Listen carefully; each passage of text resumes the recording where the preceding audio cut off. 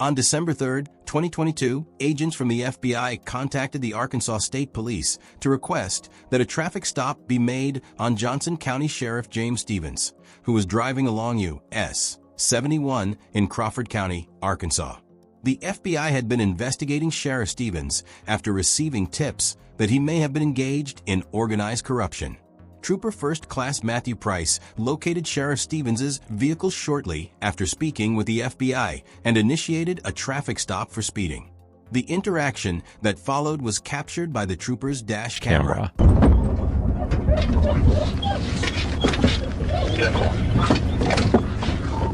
an Infiniti Sports, the black Charger 7990 Chevy.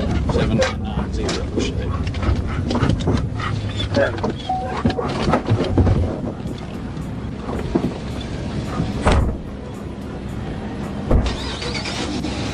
Hello, sir. What's up, boys? Hey, I'm Trooper Price, State Police. Where's on stop? You coming up flashing lights there? You were speeding just a little bit. My flashing lights? There used to be flashing lights. It's the 71 and 282. How fast are you going? You're going 50 and 45. Not that big of a deal. Not bad. Yeah. Not too bad. Yeah, not bad. Do you have your license on you? Yeah, I do. You got your registration and insurance. Is this your car? Well, it's the county's. The county's? Yeah. What? You work for a county department? Yeah, Johnson County Sheriff's Office. Oh, okay. Glasses. How long you been with them? I've got my gun on my side, too, okay? Okay. Yep, service weapon. I've been the sheriff for the last 4 years. Oh, okay. All right, guys, you're going to have to bear with me. I know we just got the insurance a couple of days ago. I don't know about this. What are you doing up here in Crawford County? Well, I went to visit a CI. Visit who? A CI just north of town. Delivered some bags of goodies up there. What did you deliver to him? Well, his wife. Let me pop the truck and I'll show you. There's some goods at the co-op deal we did. Yeah. Where it's giving out to needy families and stuff like that. I'll show you what they are. Hey, if you don't... They're a good deal. Hey, since you're hopping out, just throw your service weapon over the passenger seat. Come back here. All right. There you go. So you said you met a CI? Yeah. What, like a... Confidential informant. Yeah, but I mean, that's what were you taking him? These right here, brother. These are things that we put together. Little care packages for homeless, or not, well, people in need. Oh, really? Things like that, yeah. So why is your CI in Crawford County? Well, got them in Crawford County. I've got CIs, and I got one in Sebastian County. Got Franklin, Pope, Johnson. They just drive to Johnson to work, or what? No. Just people that we get information from. Oh, okay. People have known a long time that It's kind of weird. get information. Well, it's kind of different. I mean, I've worked narcotics a lot, you know. But Yeah. I hear of people having CI and stuff, but I've never heard of them like a sheriff or a sheriff's department outside the county that works outside of Johnson County. You know what I mean? Yeah. We do it, brother. Do you? You bet. You bet. You do it as sheriff? Of course. Hands on. Hands on, brother. That's the only way to go. Yeah. Hard charging. Yeah. You bet. That's awesome. Absolutely. When questioned about his business in Crawford County, Sheriff Stevens told the troopers that he was in the area to deliver a care package to one of his CIs, or confidential informants. In law enforcement, a confidential informant is an individual who provides information to police regarding criminal activity, often in exchange for money, leniency, or the dismissal of pending charges. These relationships are designed to grant officers access to communities and criminal networks that would otherwise be difficult or impossible to infiltrate. However, informants also occupy one of the most legally and ethically complicated roles in modern policing, as their reliability and motives are often highly questionable. Rather than being codified into a singular federal statute, the use of confidential informants is governed by a patchwork of agency policies, constitutional constraints, and judicial precedent. The Supreme Court has repeatedly affirmed that information from a reliable informant can justify a warrant or arrest when corroborated by independent evidence, most notably in the 1983 case of Illinois versus Gates.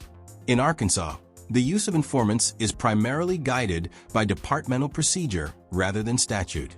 While there is no law explicitly dictating how sheriffs or police must manage their informants, Arkansas judicial precedent mirrors the federal standards established in higher court cases.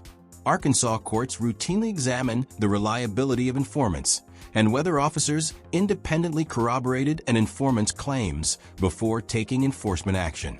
Furthermore, the legal framework established in Gates presumes that officers act within their lawful authority when using an informant, and Arkansas sheriffs are county officials, meaning their enforcement powers are generally restricted to the territory of their own county unless extended by law. Therefore, Sheriff Stevens' explanation that he was merely delivering a care package to a confidential informant was inconsistent with established legal and procedural norms, as he was outside his county and therefore his jurisdiction, and rightfully garnered additional suspicion from Trooper Price. So you just up here fixing to head back to Johnson County? I'm going to pull in here, buy a knife, and then head back home. Yep, Yeah. got a parade at 5 and head back. Yeah. Okay. Well, this is one of my new guys, so just talk with him for just a second. Hey, We'll get you out of here safe. Okay, you don't have no more guns and like that on you? Nope. Okay, give me 1 second. All right, buddy.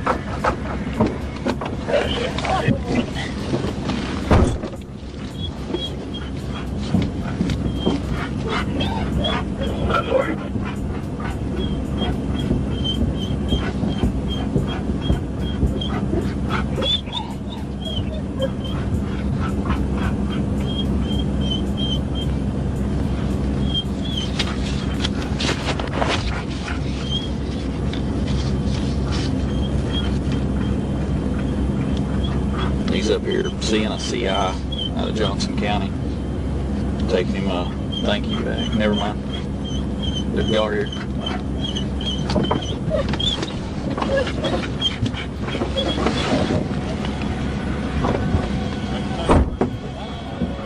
Fine to do. The FBI? Okay. Okay. You have any other weapons on you at all? Nope. In the car. No backup weapon anywhere? Nope. Okay. Stand here. Hey, Sheriff, let me ask you this. You don't have nothing illegal in your car, do you?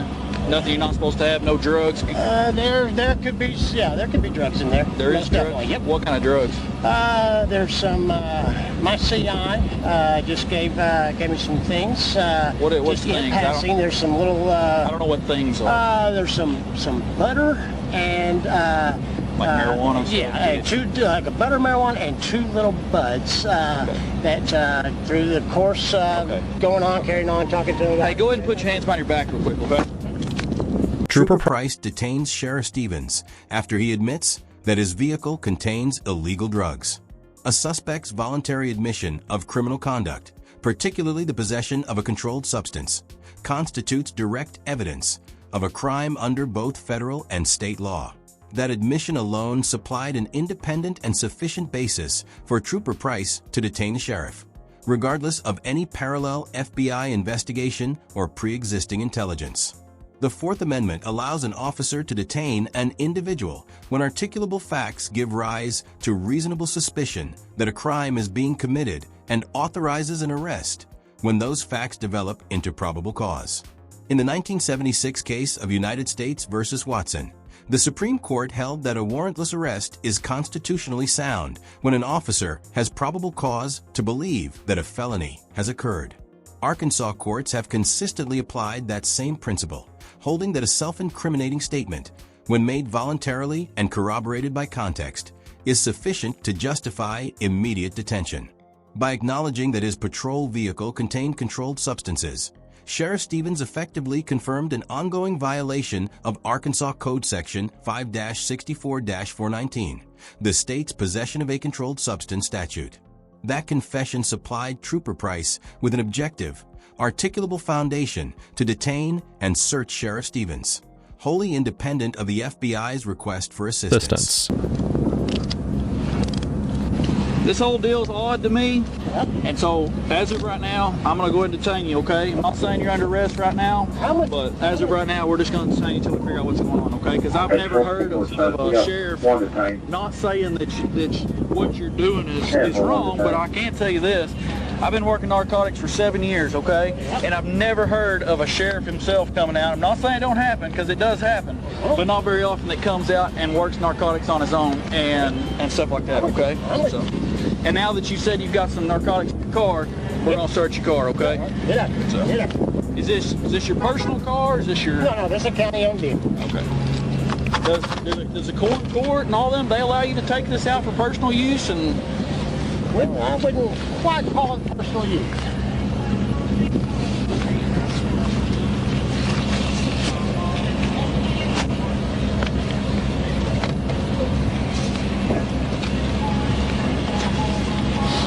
I want to unzip your jacket. Go ahead. Okay. Do what you got. Let me ask you this, just, do you think, if you were in my position, would you think this is odd?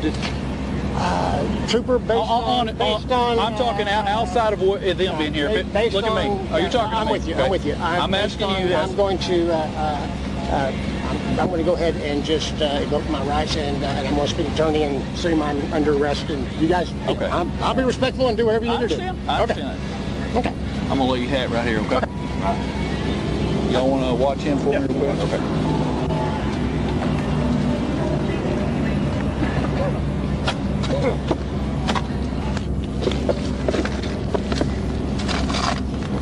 Hey, let's get gloves.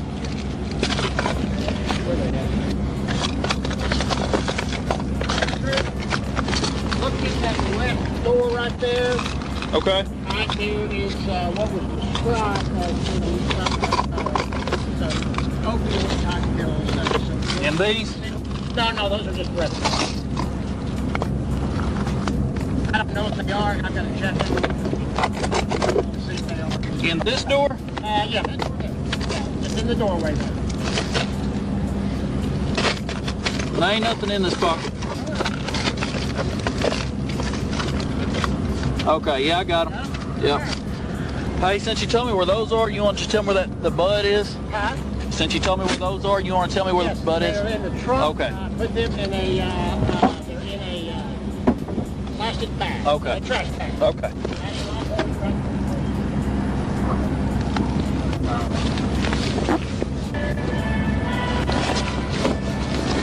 Whew, I smell it now. Whew. Damn it, son.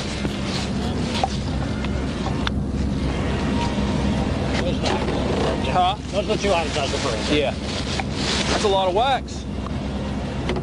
There's butter. Butter, wax, still a lot.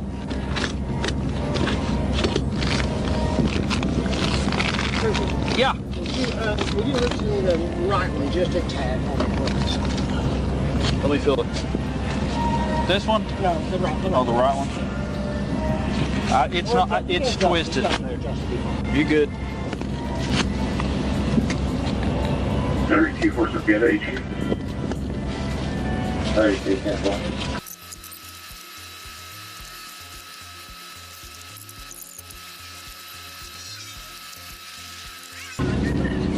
Hey, I'm just gonna let you sit over here, okay? I'm gonna put you in my car.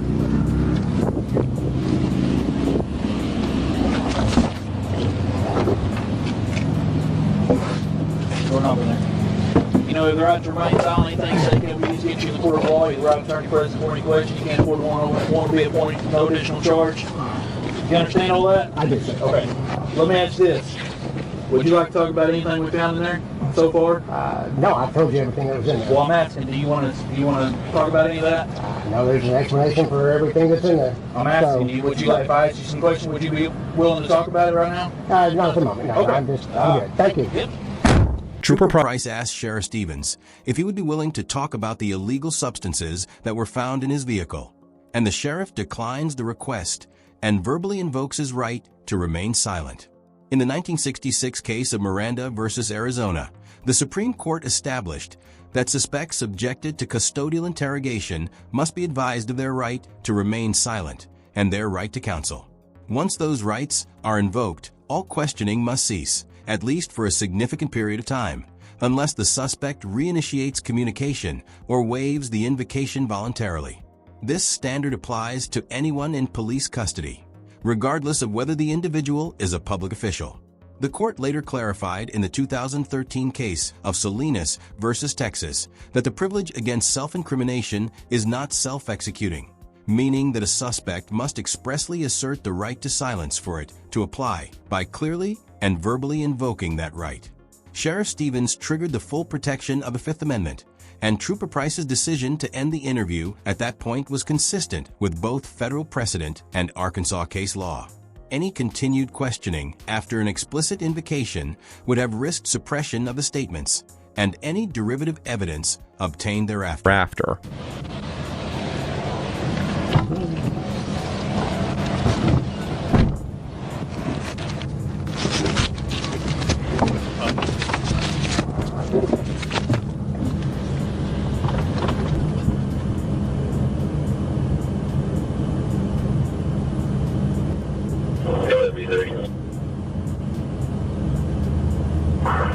About for a minute before we get there, I want to talk. You okay? Yeah, I'm good. Okay. Hey, they really are tight, though, brother. Okay. No, it's okay. Cooperate with me. And I found your wallet. Is there anything else in there that you want to take with you? Probably just I think there's some checkbooks. That was in your wallet. Okay, there's 2 more checkbooks. Those in there. Get those, please. First Street. And Yeah, they probably have 2 drugs, so is that why? Thank you. Yeah, much better. Thank Back you. in the garbage. So they're ready to go. My Copenhagen. I'll get you. Thanks. Sheriff Stevens was arrested and charged with speeding, 3 counts of drug possession, and 1 count of possessing a firearm while also in possession of drugs. Following the stop, the Arkansas State Police, along with the FBI, launched a broader investigation into former Sheriff Stevens' activities. On October 25, 2023, Sheriff Stevens entered a plea agreement in Crawford County Circuit Court, where he pleaded guilty to 1 count of possession of hydrocodone, which is a Class D felony under Arkansas Code Section 5-64-419. Mr. Stevens ultimately received a 6-year sentence, but that sentence was suspended, subject to conditions including $10,000 in fines and court costs, and the surrender of his law enforcement certification. The prosecutor who negotiated the plea agreement stated, quote, "Mr. Stevens was given the same treatment that any other drug user would get in our county. However, the main focus was permanently removing Mr. Stevens from law enforcement and public service." Following his resignation from the department, chief deputies of the Johnson County Sheriff's Office assumed operational control until the county's quorum court appointed an interim sheriff to serve the remainder of Mr. Stevens' term. As of the writing of this episode, Mr. Stevens remains classified as a convicted felon, which, under Arkansas law, renders him ineligible to serve in any elected office or in any capacity as a peace officer. Overall, former Sheriff Stevens gets an F for blatantly abusing his authority for personal gain, engaging in flagrant criminal activity while serving as an elected official, and betraying the trust of the citizens of Johnson County and the integrity of the Johnson County Sheriff's Office. Former Sheriff Stevens' conduct represents one of the most serious breaches of public trust that a law enforcement officer can commit. As the highest-ranking law enforcement official in Johnson County, he was responsible for setting the standard for ethical behavior and ensuring that his deputies upheld the law with honesty and discipline. When a sitting sheriff is caught transporting controlled substances across county lines, it cannot simply be attributed to a lapse in judgment. It should constitute sufficient evidence to deem that official unfit to serve the public. Mr. Stevens used his authority as sheriff as a shield for criminal activity and demonstrated a complete disregard for the ethical and procedural standards that form the foundation of public service. Perhaps the only silver lining is that Mr. Stevens was eventually caught and barred from ever working in any public service capacity. While his sentence was ultimately suspended, the damage to the credibility of the Johnson County Sheriff's Office cannot be overstated, and his conduct grossly undermined every deputy who serves Johnson County honestly, as well as every citizen who depends upon fair and lawful enforcement. This interaction highlights the danger of unchecked authority within law enforcement and the importance of holding public officials to the same, if not higher, standard of accountability as the citizens they are sworn to protect. Trooper First Class Price, along with the unidentified FBI agents, earns an A+ for conducting a thorough and well-executed investigation, ensuring the integrity of the case by gathering hard evidence and maintaining a firm but professional demeanor throughout the encounter. The FBI's choice to coordinate the stop through the Arkansas State Police was both tactically sound and procedurally correct, as it removed any appearance of bias that could have arisen from an in-county arrest. The decision to let an uninvolved state trooper initiate the stop protected the legitimacy of the investigation and helped guarantee that the case against Mr. Stevens would survive later scrutiny in court. Every step of the encounter, from the traffic stop to the arrest, was captured on video, and the evidence collected was clear, corroborated, and handled according to lawful procedure and policy. What stands out most about Trooper Price's conduct is that he developed probable cause entirely through his own questioning, without having to rely on prior intelligence or pressure from the FBI. His observations and dialogue during the stop directly led to Mr. Stevens admitting that there were illegal drugs in his vehicle, which supplied all the justification needed for a lawful detention and search.